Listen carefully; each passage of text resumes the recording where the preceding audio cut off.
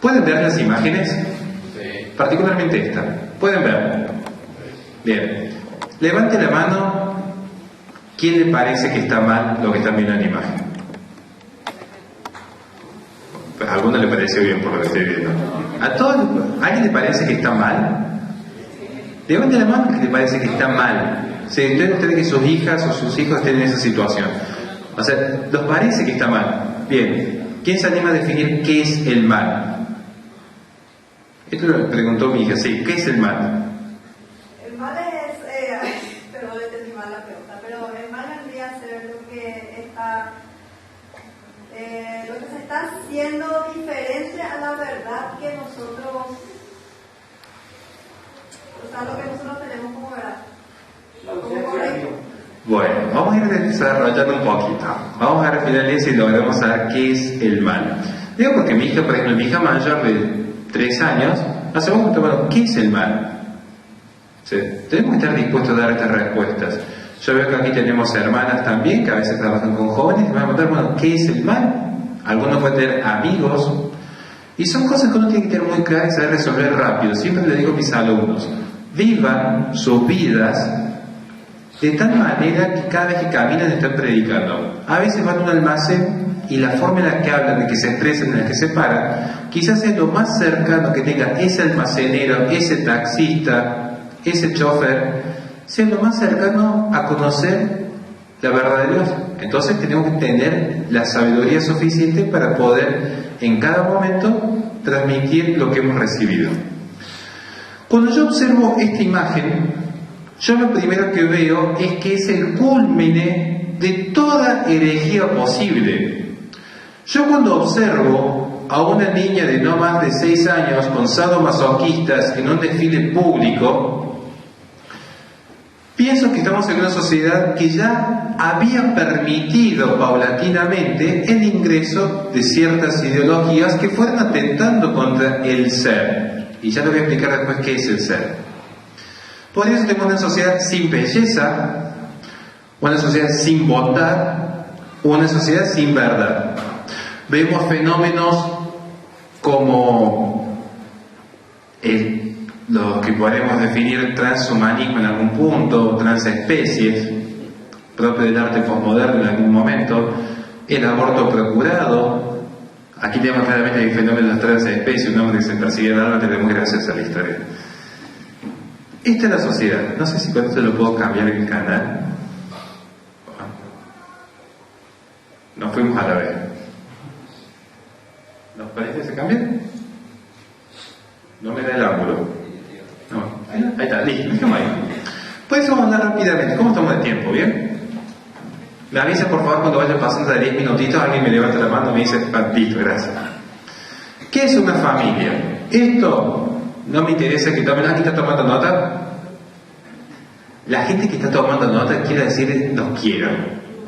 Porque para un docente tener al alumno tomando nota es el mayor piropo que le pueden dar. Es porque realmente les importa. Los quiero.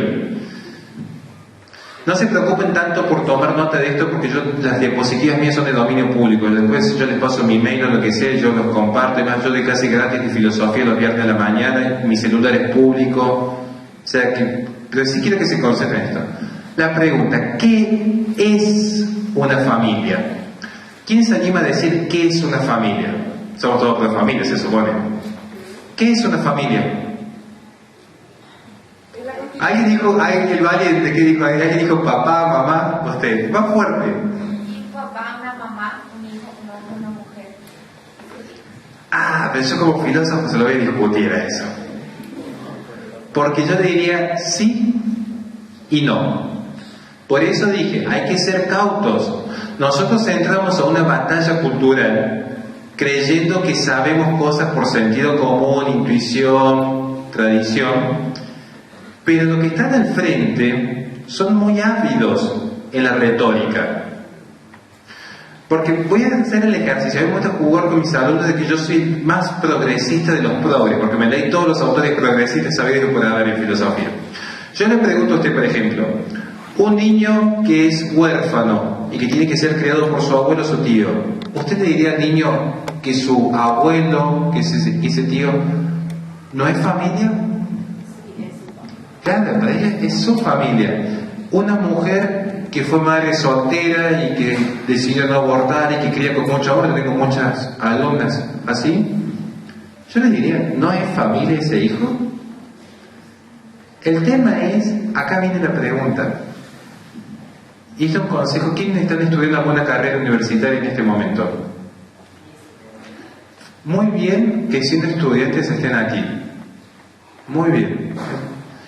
Siempre estén atentos a la pregunta en sí. No digan más allá de lo que las propias premisas de la pregunta les dan en un examen. La pregunta es, ¿qué es una familia? Y es una pregunta muy compleja, porque tenemos que definir qué es el ser de la familia. Pero, a ver, recién el doctor Griffith habló de ser mujer. ¿Qué es ser mujer? ¿O qué es ser hombre? ¿Es solamente el cuerpo? ¿Es solamente la materia? Se les pregunto a ustedes. Supongo, señor, ¿usted se autopercibe hombre? Usted me diría, sí, y yo diría, claro, porque hay una cuestión genética, corporal, que me diferencia de la mujer o de otra especie. Ahora, ¿alcanza solamente haber nacido varón? ¿Alcanza acaso? Si usted fuese un hombre y usted es una persona de bien, ¿es el mismo tipo de hombre que un violador, que un delincuente, que un asesino? Hay como que uno que es más hombre que otro. Hay algo que uno dice, es más hombre que aquel otro. Eso, ¿saben cómo se llama en filosofía? Intensidad del ser. Hay ser porque todo ente, todo lo que existe, para que no enreden, todo lo que existe tiene sus trascendentales. Por ejemplo, este atril tiene, por el simple hecho de existir, un grado mínimo de belleza, un grado mínimo de bondad o de verdad. No voy a entrar en metafísica ahora, esto lo vemos mañana. Ahora, si yo traigo acá la obra de la Mona Lisa, que también es un ente, tiene mayor intensidad en la belleza. Y si yo pongo aquí a una persona que vive de manera santa, se está elevando y se está perfeccionando en mayor intensidad, por ejemplo, en su bondad o en su verdad. Esto es muy importante que lo tengan claro. Volvamos a la pregunta. ¿Qué es una familia? Miren, oikia sería el concepto griego. Básicamente, la unión natural de la casa familiar. Pasa que este concepto de oikia, de ahí viene la palabra economía, por ejemplo, o ecología del oikos logos. Este concepto incluye incluso los esclavos. Parece un poco deficitario en algún momento este concepto de familia.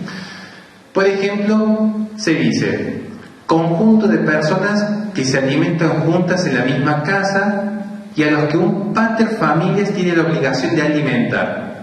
Por eso familia, ¿saben dónde proviene el término familia? De fames. ¿Qué es fames? Hambre. Familia es el deber de alimentar. Ahora vamos a ver que esa alimentación no es solamente material, también espiritual. Es el deber del pater familia, así que atentos los varones, háganse cargo, digamos.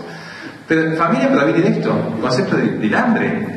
Tenemos la visión de Hobbes, que no me interesa explicar aquí. Me gusta mucho la definición de Claude Lévi-Strauss. Es un gran antropólogo, comienzo del siglo XX. Él va a considerar que la familia occidental, porque recuerda que el antropólogo estudia la historia del hombre, la familia occidental es básicamente aquella unión monogámica, exogámica y duradera que forja alianzas culturales. Tema fundamental, por eso una unión que es endogámica no reproduce cultura, al contrario.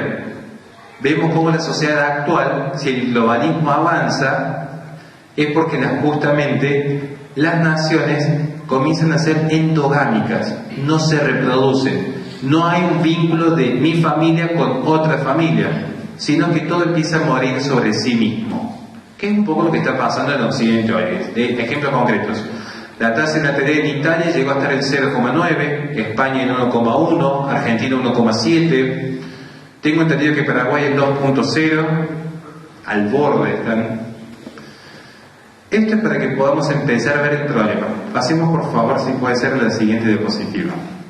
Entonces, ¿por qué le puse una Z ahí al final? Que ni me explique. Esto me pone de mal humor.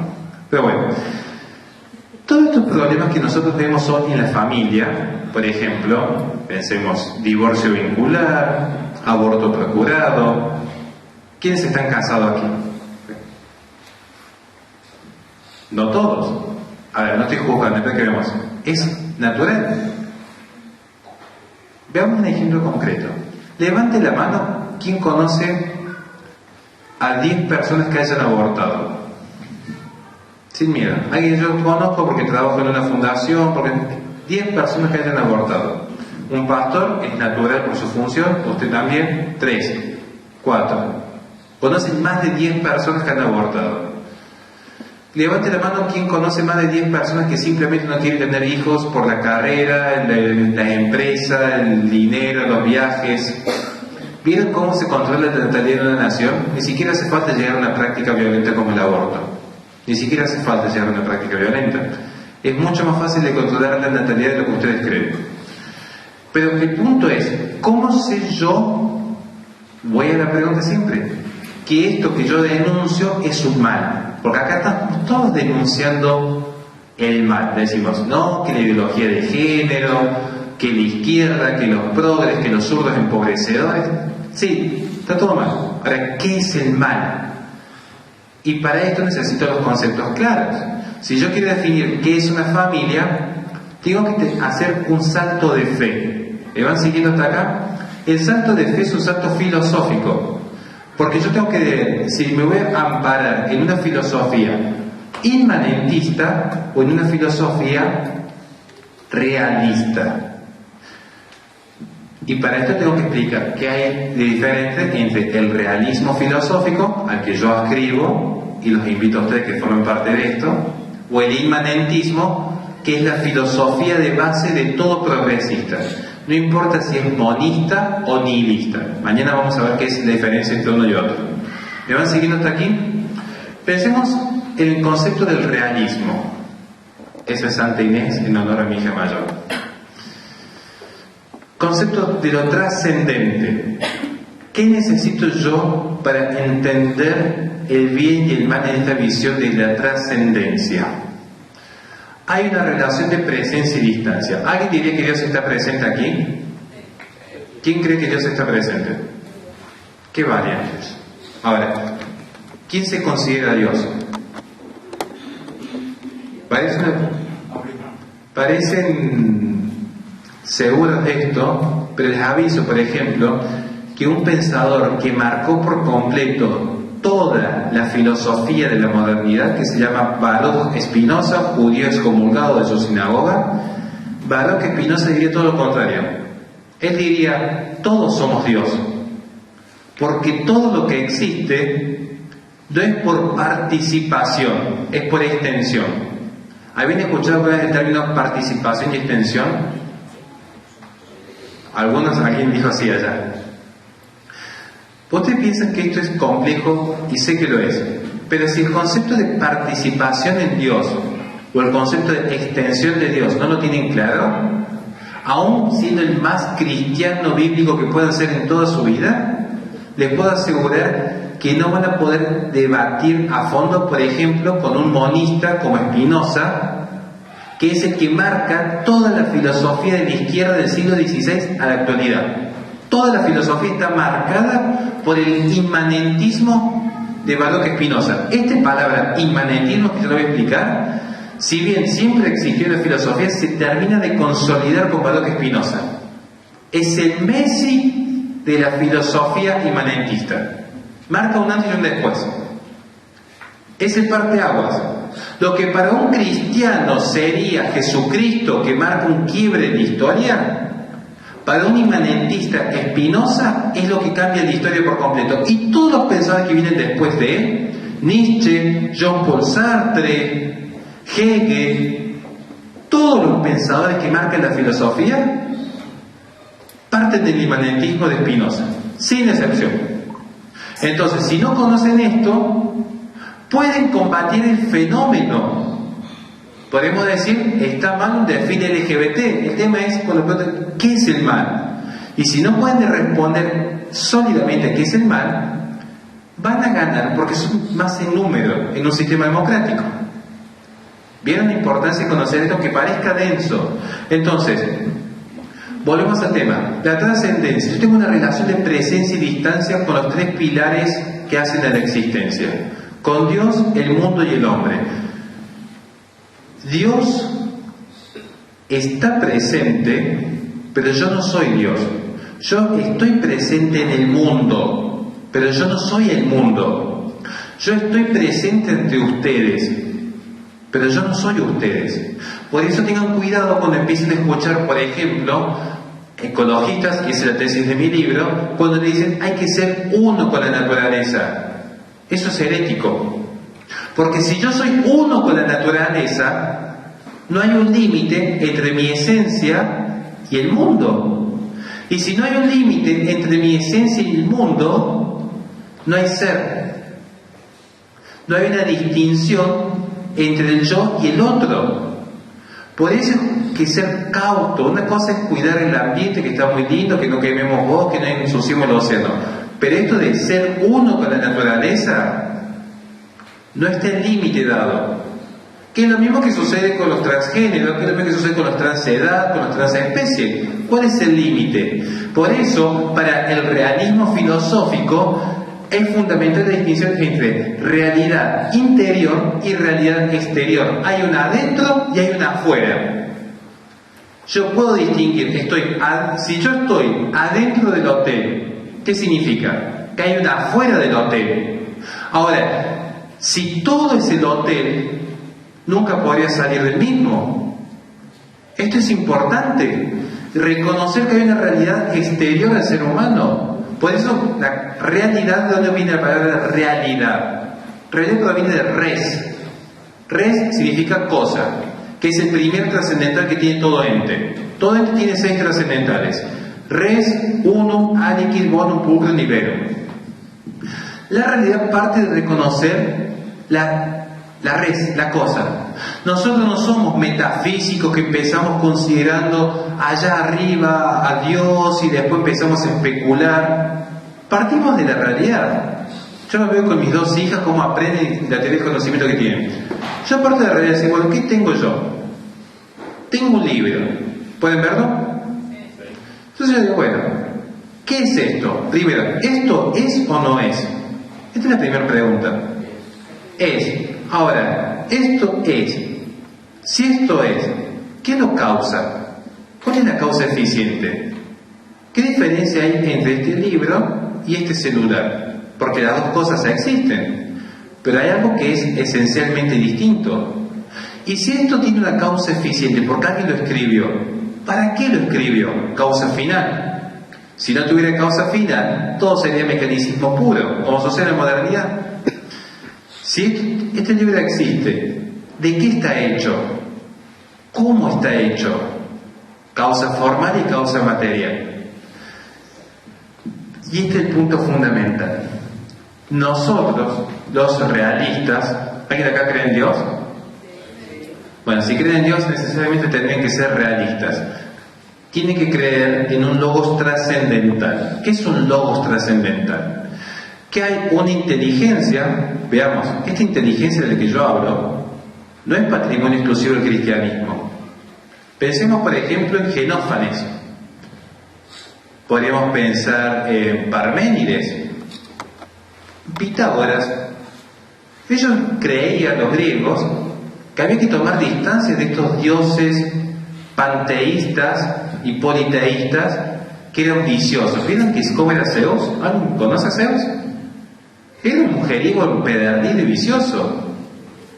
Entonces llegaba Genófanes y dijo, no, debe existir un solo ser trascendental que sea pura virtud. ¿Saben qué significa la palabra cosmos? En griego. Hay que estudiar griego, gente. Cosmos significa orden. Los griegos, cuando hablan del cosmos, hablan del orden. Por eso yo siempre digo que Dios escribió 2 libros. El segundo fue la Biblia. El primero fue el cosmos. Entonces, los griegos dicen, si yo veo que hay luna, que hay sol, como le digo a mi hija mayor. Si está el señor sol es porque la señora luna se fue a dormir. Y cuando viene la señora luna, el señor sol se fue a dormir. Pero mi hija va viendo que hay una repetición, que hay un orden en las cosas. Hay un orden en el cosmos, que es una tautología. Y si algo está ordenado, yo veo las sillas aquí, están ordenadas, es porque hay una inteligencia que la ordenó, hay un logos.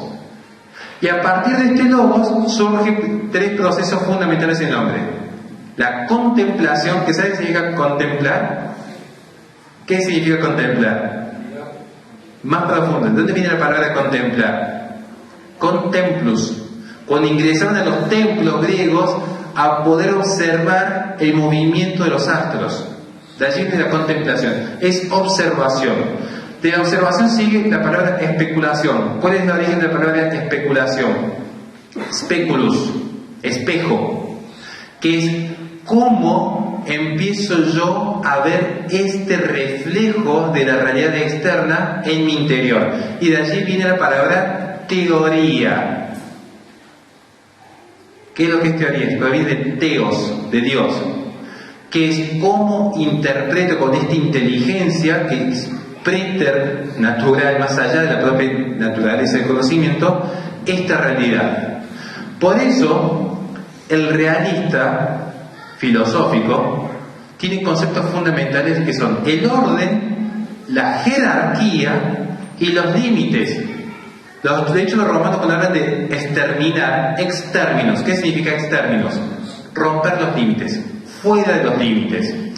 Si yo a mi hija mayor le digo cómo se ordena la biblioteca, le estoy marcando un límite. Entonces, hay una adentro y hay una afuera. Hay un límite. Para yo poder decir, salgamos afuera del hotel, ¿qué es lo primero que tienen que conocer ustedes? Además de la puerta de salida. El límite.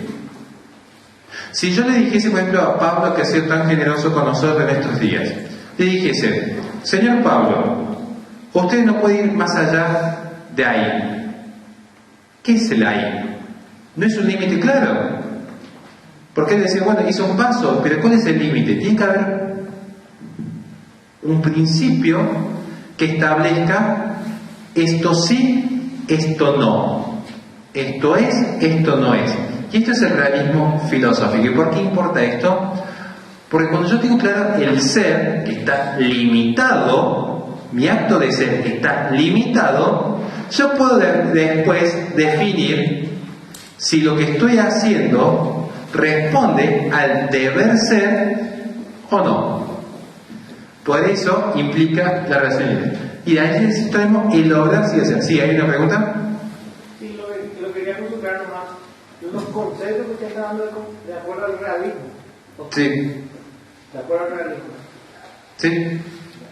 Esto es realismo puro. Esto estoy tratando de resumir la suma teológica en 10 minutos. O sea, téngame paciencia en ese sentido, ¿no? El obrar sigue al ser. ¿Usted qué es? ¿Usted qué es? Bien, ahí está. ¿Qué es lo que dijo él? ¿Alguien lo escuchó? Ser humano. ¿Qué es lo que me está diciendo a mí? Lo primero es ser. Primero soy. ¿Y qué soy? Humano. Acto de ser, esencia. El acto de ser y el predicamento específico de ese acto de ser. ¿Cómo se presenta Dios ante el mundo? Yo soy. No hay esencia. Bueno, en realidad Dios tiene una esencia divina, pero pasa que la esencia misma es su acto de ser. No es como nosotros, Dios no es un compuesto, es absolutamente simple. Alguien me dijo que le gustaba estudiar teología ahí. Dios es absolutamente simple. O sea, no está compuesto. Nosotros somos compuestos, no solamente porque somos materia y forma, sino que nuestra composición, como la del ángel, es acto de ser más esencia. En Dios no se puede separar el acto de ser y la esencia. Pero esto lo vamos a ver mañana, si bien, o después en la cena nos quedamos tomando ahí una cerveza y charlando de esto. ¿Se entendió el realismo filosófico? Principio de orden y jerarquía, seguros. ¿Se entendió o no? Si no, lo repetimos. Vamos con el inmanentismo. Inmanere, que significa que todo permanece dentro de sí. Como el idiota. ¿Saben qué significa idiota? Proviene de idios, de pertenencia sobre sí mismo. El que solamente piensa en sí. Por ejemplo, idioma, idiolecto, idiosincrasia, identidad. Es el principio de asentarse sobre sí mismo. Por eso el principio de identidad. A igual a. Y no hay otra opción que no sea A igual a.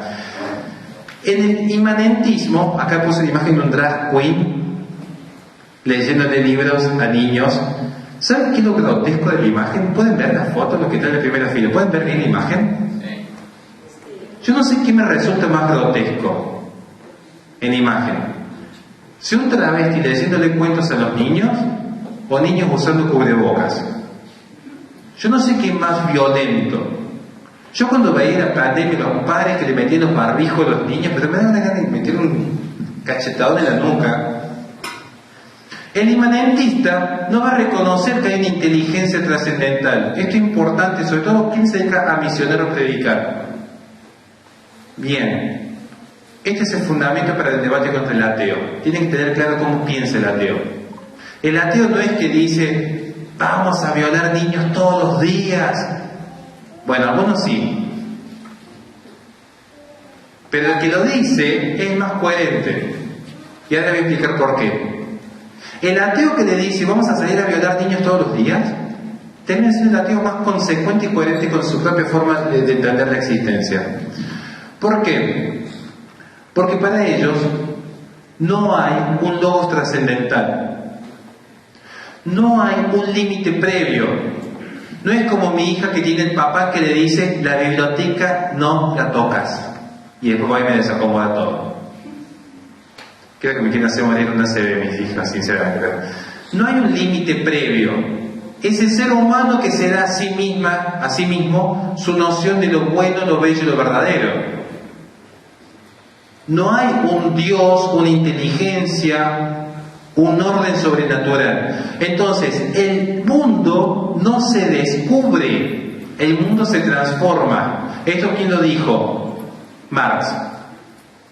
Marx dijo, los filósofos no tienen que seguir describiendo la realidad, tienen que transformarla. ¿Por qué? Porque si yo soy realista, yo descubro lo que es bueno, bello y verdadero. Si yo soy inmanentista, yo creo el concepto. Es una construcción social, como hablan los que definen la ideología de género. Por eso el orden es artificial. ¿Qué significa arte? Arete, que es la perfección que imprime el espíritu del hombre. Y este orden artificial es necesariamente represivo.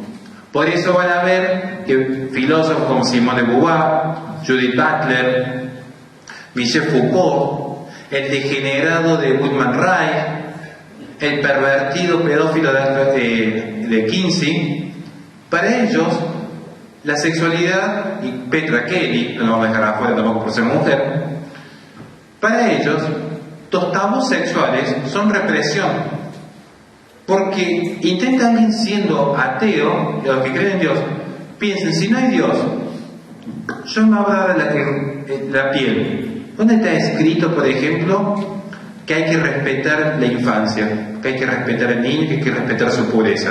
¿Dónde está escrito, por ejemplo, si son ateos, que la castidad, la modestia, la virginidad, la pureza son virtudes? Es uno que dice, bueno, nosotros nos creamos un contrato social y nos ponemos de acuerdo de respetar a la mujer, de respetar al niño, de respetar al anciano. Pero todo contrato, y en lo que se dedica al comercio, deben saber, puede cambiar de un día para el otro, como subimos los precios. Argentina tiene experiencia, por ejemplo, en subir los precios. Entonces el límite es cultural. Y si el límite es cultural, ¿qué causa? Porque si el límite es cultural, la realidad previa, ¿cómo es? Natural. Entonces, si mi realidad previa es natural, netamente natural, esta realidad previa quiere liberarse. ¿Qué pasa si no se libera? ¿Qué dijo Sigmund Freud? Genera malestar. El malestar de la cultura de Sigmund Freud. Entonces, la cultura que me está reprimiendo es lo que yo tengo que evitar. ¿Alguien leyó la novela de Dr. Jekyll y Mr. Hyde? ¿Qué es lo que dice el Dr. Jekyll al final? Que era una especie de increíble Hulk. Tomaba una fórmula y se volvía loco y hacía porque salía a violar prostitutas, era un desastre. Y públicamente el Dr. Jekyll era un señor. Pero al final de la novela dice, yo encontré la fórmula perfecta para... ¿Ya estamos fuera de tiempo? Yo encontré la fórmula perfecta para la felicidad, que es la liberación absoluta. Liberar los impulsos naturales. ¿No han escuchado cuando hablan de liberación sexual, por ejemplo, de izquierda? A mí lo que me interesa no es hablar de tal o cual filósofo en concreto, sino los principios básicos. Cuando ustedes le hablen liberación sexual, liberación no es libertad. Porque la libertad, para ser libertad, tiene que haber un principio rector en el ser. Para la libertad existe, piensen cuando Dios crea al hombre. Para que el hombre sea libre, tiene que existir la posibilidad de la no libertad. Entonces, libertad implica no libertad. Orden implica el no orden. El ser, la posibilidad de no ser. La liberación es distinto. La liberación es la ruptura total de este principio. Puede ser de género no binario, porque el no binario es infinito. Por ejemplo, ¿cuánto es 2 más 2? ¿Cuál sería la respuesta errada o incorrecta de 2 más 2? Cualquier número. Porque si, voy a hacer lo que voy a comer. La liberación es un contradictorio. Y como contradictorio es un infinito. Por ejemplo, si yo le digo, ¿cuánto es 2 más 2? 4. Entonces, si yo tengo la respuesta correcta, que es 4, cualquier otra respuesta voy a decir está mal. Ahora, si la respuesta correcta fuese no 4, porque es una construcción social de matemática, como un contradictorio, puede ser cualquier número del infinito. Si yo soy hombre, ¿cuál es la alternativa? No hombre. ¿Se entiende? Ahora, si no existe ni siquiera el concepto de hombre, puede ser cualquier cosa. Puedo ser una silla, un perro, un niño. Es infinita las posibilidades. Por eso, había tomado nota cuando estaba el doctor Griffith hablando, ¿qué se dijo en el mayo francés? La imaginación al poder. Lo que ustedes puedan imaginar va a ser.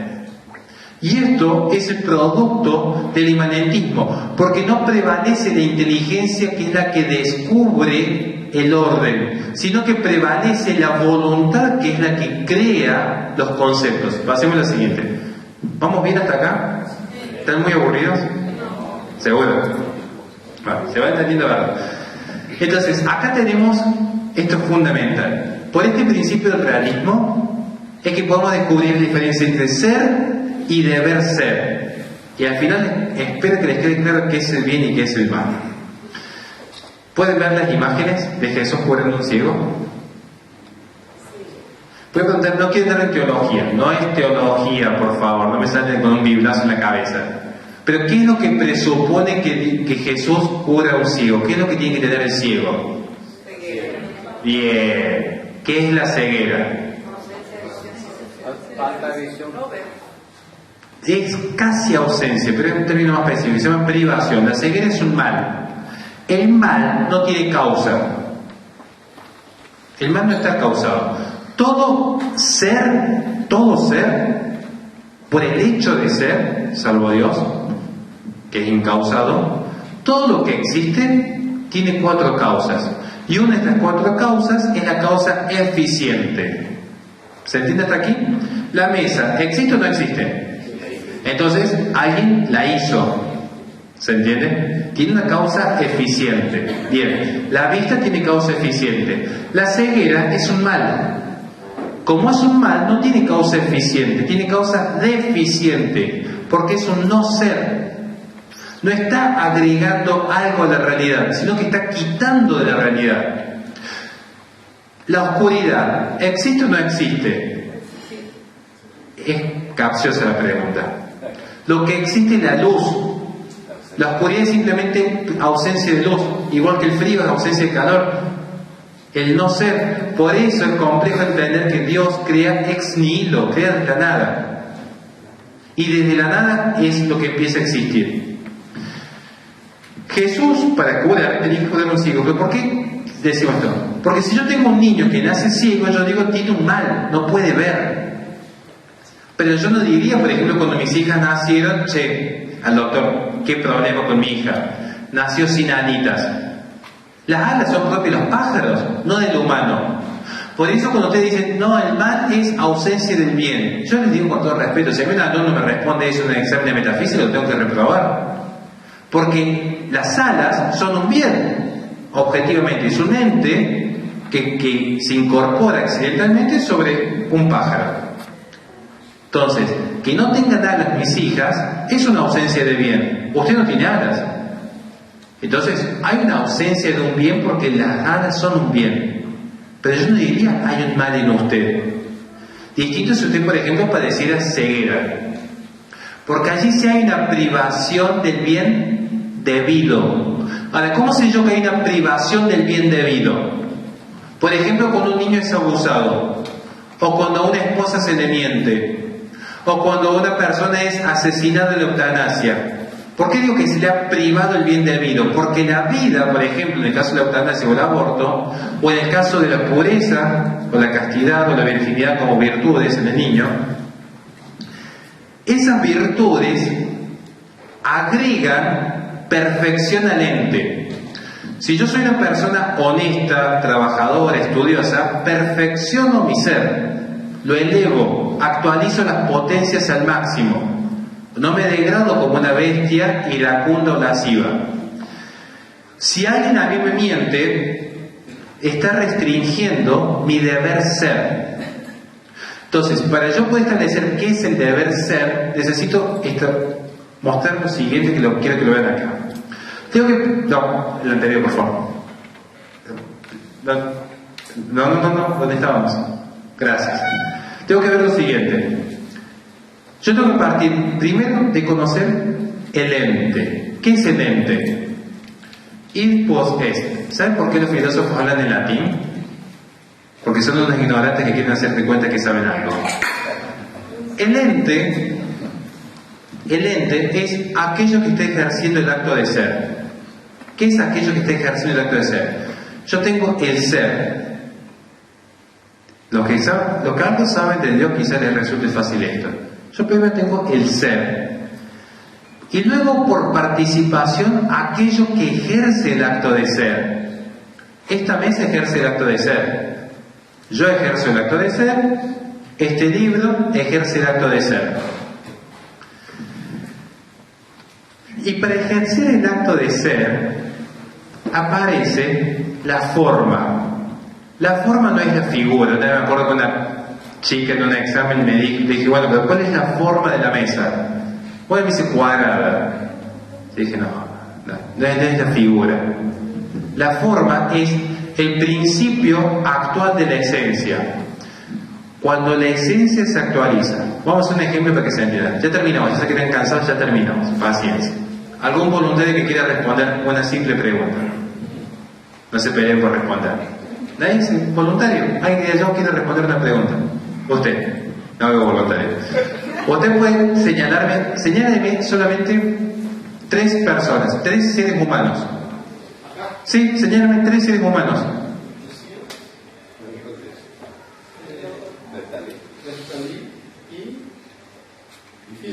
Sí, señaló 3 seres humanos. Bien, le pido a usted que está ahí, señáleme por favor la humanidad.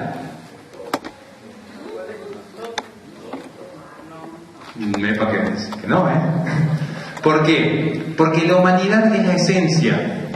Nosotros lo que conocemos es la actualización de la esencia, por eso somos realistas. ¿De qué se basa la realidad? Voy a ser insistente hasta que lo entiendan. ¿En qué se basa la realidad primera? ¿Qué es lo primero que conocemos? ¿Qué es lo primero que conoce un niño cuando empieza a tocar y gatear y se manda toda la boca? El ente. Es lo primero que conocemos. ¿Y el ente qué es?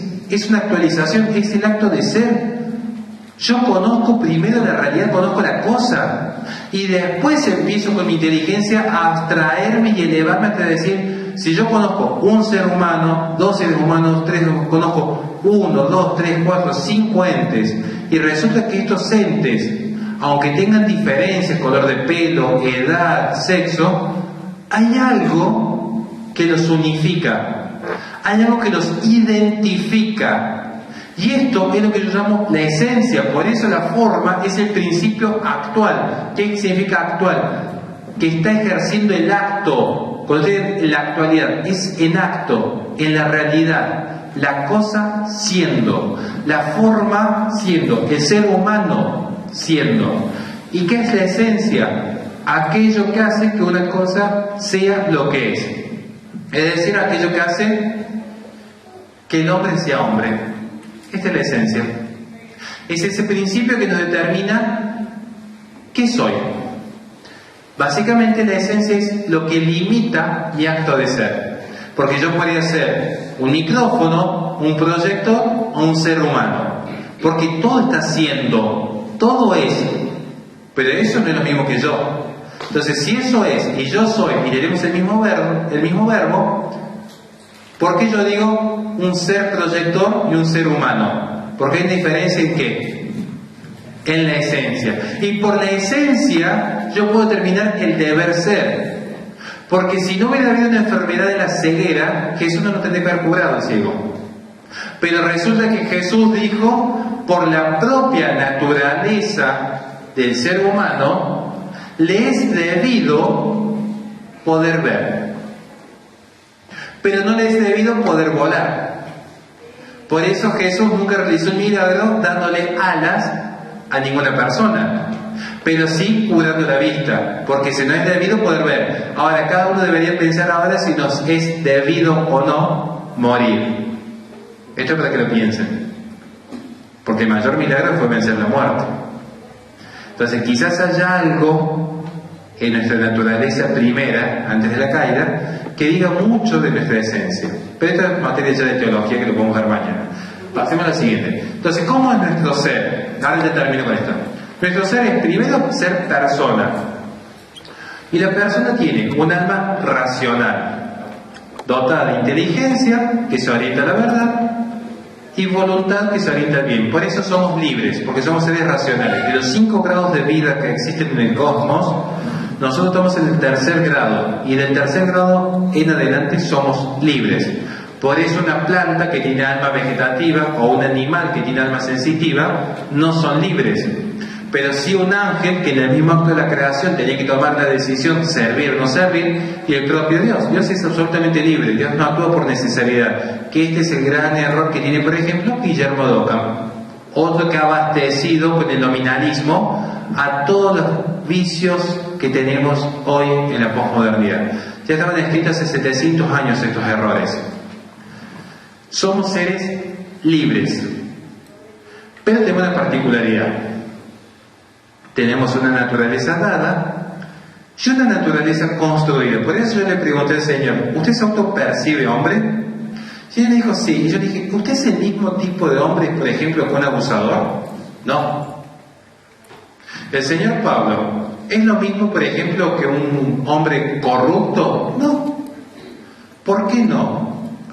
Porque si bien comparten una naturaleza que es dada, indisponible, por ejemplo, ser varón, pertenecer al género humano, ser de nacionalidad paraguaya, hay una serie de factores que no podemos disponer, sí pueden disponer el modo específico de ser.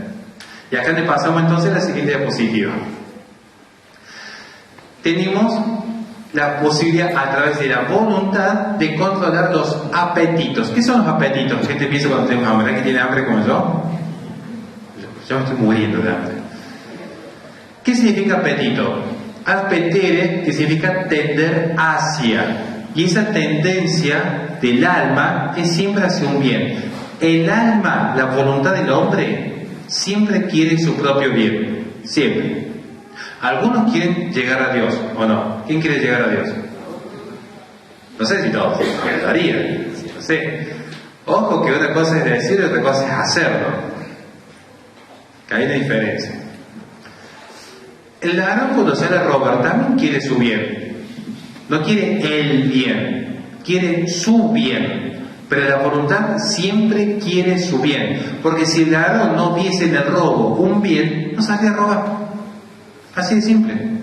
Pero si sale a robar es porque tiene la suficiente inclinación para querer aquel placer que le está causando en su alma el robo. Por eso el apetito es esa tendencia hacia ese bien real y externo. Y bueno, no me da tiempo acá para explicar, Pero el apetito ilícito es producto del conocimiento previo. ¿Qué significa esto? No se puede amar lo que no se conoce. Yo tengo hijas. Bastó que una vez mi hija mayor viese, por ejemplo, la serie Paw Patrol para que ahora quiera ver Paw Patrol. Ahora tengo que llevarla al cine cuando llegue a Argentina. Si ustedes nunca hubiesen probado cierta gaseosa o cierta comida, no la desearían. Pero después que la prueban, la desean. Si las personas no viéramos semejantes estímulos, sobre todo los varoncitos, con los medios de comunicación de ciertas señoritas, no existiría ese deseo desenfrenado en lo que es el apetito concupiscible de la carne. Se desea lo que se ve. Se desea lo que se ve.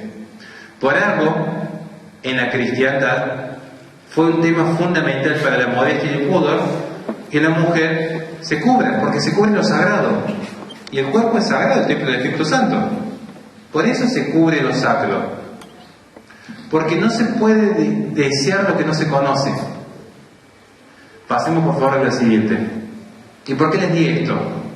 Porque nosotros, para establecer el bien de la persona, tenemos que trabajar sobre la segunda naturaleza.